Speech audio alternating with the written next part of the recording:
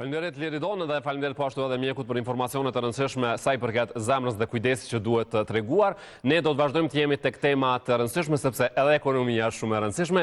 Do të flasim me një sipërmarrës të ri nga Shqipëria, por në fakt theksi i veçantë do të jetë edhe tek roli i diasporës shqiptare në përgjithësi. Do të bëjmë edhe një dallim mes Kosovës dhe Shqipërisë. Natyrisht diaspora ka një rëndësi të jashtëzakonshme. Sot jemi për të gjitha përfolur bashkë me Hudi Sheun. Mirë se erdha. Është për herë të parë këtu, po në fakt këtë bisedë do doja ta nisim me këtë që është aktuale. Ju erdhët nga Shqipëria. Ne folëm shumë sot në emision edhe për gjendjen atje që është për shkak të vërshimeve, të paktën si ishte nga ajo që ti pe live. Ka qenë pak e ngarkuar, them drejtën. Besoj se agjencitë shtetërore kishin marrë masat e duhura, kryesisht dhe para kufirit edhe pas kufirit pra në pjesën e Kosovës. Kishte disa segmente që ishin deri diku të vështira për të kaluar, por ishte okay, ishte përballueshme. Keni rastisë edhe një mot me borë, sepse këta që janë në Shqipëri kërkojnë shumë që të vinë në Kosovë ta përjetojnë këtë. Kështu që shpresoj të jetë fat edhe për mua, meqense është intervistë e parë në Kosovë. Absolutisht, edhe nuk dyshoj, në përgjithësi njerëz me fat ju hetin këto intervistat, hajde, apo jo. Sidomos do që i kemi nëpër Big Brother. Udim, do të flasim për këtë çështje ekonomike, edhe ne po diskutonim pak më herët që shpesh në këtë emision ne kemi folur për diasporën dhe do të nisim me këtë në atë që ti, duke qenë atje, a vren një lloj dallimi, le të themi, mes diasporës së Kosovës dhe Shqipërisë, asaj se sot ajo diasporë investon dhe cili është roli i saj në zhvillimin e vendit, në të dyja vendet? Unë nis ka eksperiencë ime personale, besoj se diasporat kanë një dallim, padyshim, duke nisur dhe nga shtetet ku kjo diasporë është e vendosur. Diaspora e Kosovës është e investuar në disa sektor të tjerë dhe diaspora e Shqipërisë në disa sektor të tjerë. Numrat e diasporës Kosovës normalisht janë pak më të lartë për shkak sepse normalisht kanë dalë jashtë Kosovës, ndoshta edhe më parë se diaspora e Shqipërisë.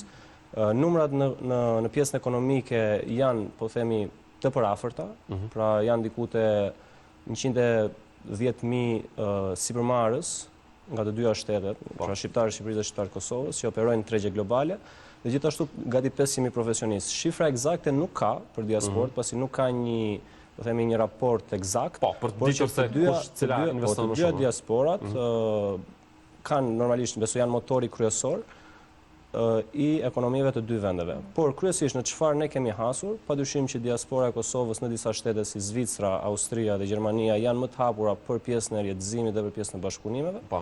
Dhe gjithashtu edhe në disa rajone të Shteteve Bashkuara të Amerikës.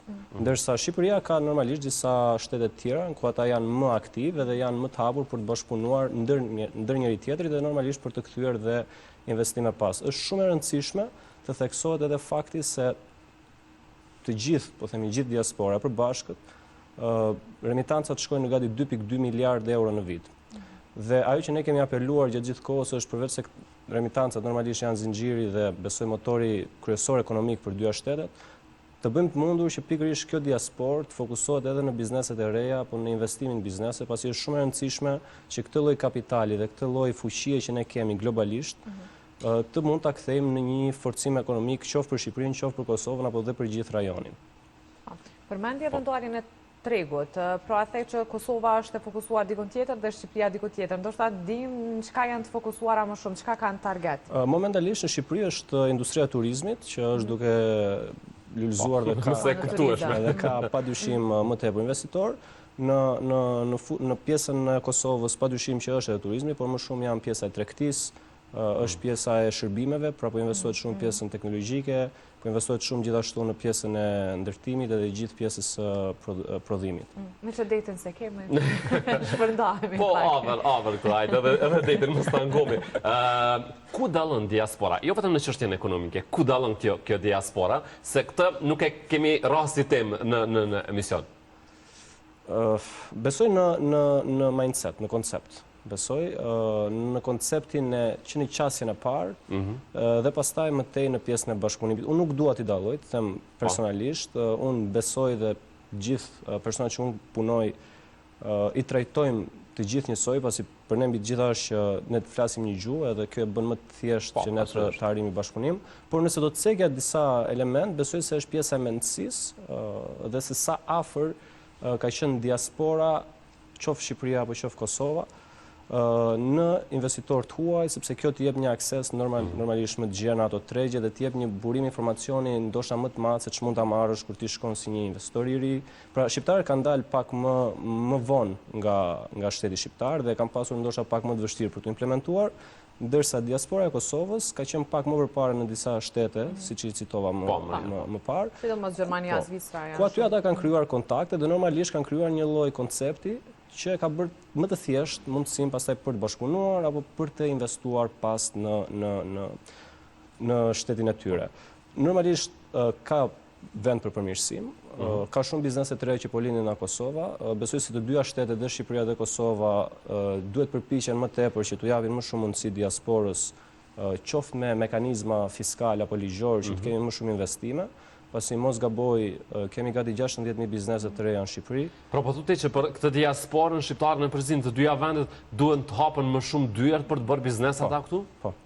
Sepse momentalisht në Kosovë ka gati 12.000 biznese të reja çdo vit. Në Shqipëri 16.000 biznese të reja çdo vit.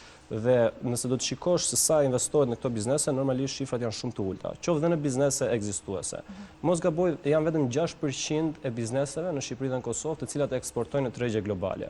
Pra kjo tregon një fragmentim të diasporës. Diaspora është e fuqishme mes vete, por nuk është e fuqishme për të forcuar ashtu si duhet ekonominë e dy vendeve. Pra në momentin që ku është problemi kryesor? Besoj problemi kryesor janë paketat fiskale dhe ligjore, pra duhet ketë normalisht disa incentiva nga të dyja qeverit për të krijuar më tepër akses pra duke krijuar disa, po themi, investime strategjike në industri të reja, cilat sot janë fokusi kryesor dhe i Bashkimit Evropian, siç është inteligjenca artificiale, energjia rinovueshme apo pjesa e zinxhirit të ushqimor.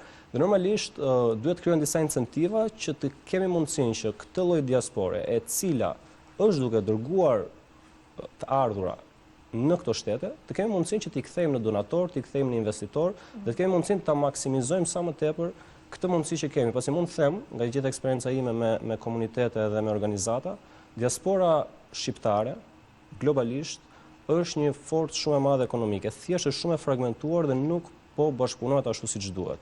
Një gjë tjetër që ne kemi hasur ka qenë edhe normalisht ndjenja e inferioritetit. Pra në shumë evente që janë organizuar, sipërmarrësit e rinj apo bizneset vendase kanë edhe ndjesinë e inferioritetit ndaj një investitori shqiptar të huaj, sepse është krijuar ajo ideja që ne nuk bashkëpunojmë me njëri tjetrin, është krijuar ajo ideja e arrogancës, por kjo nuk është as pak e vërtetë. Pra, në momentin që ka shumë të bëjë mënyra se si qasesh, dhe besoj se kjo është si na shohin edhe nga diaspora. Që do të thotë që ndikojnë gjitha. Kjo tema shumë e përfolur. Se më herët të përmend shumë Zvicra dhe Gjermania, që kanë përshtypjen për diasporën është si për ne këtu në Prishtinë dhe për Kosova. Në ndërkohë, për të ardhur pak në Kosovë dhe në Shqipëri, ku është më lehtë dhe ku më vështirë për të bërë biznes? Çfarë ke vërejtur ti?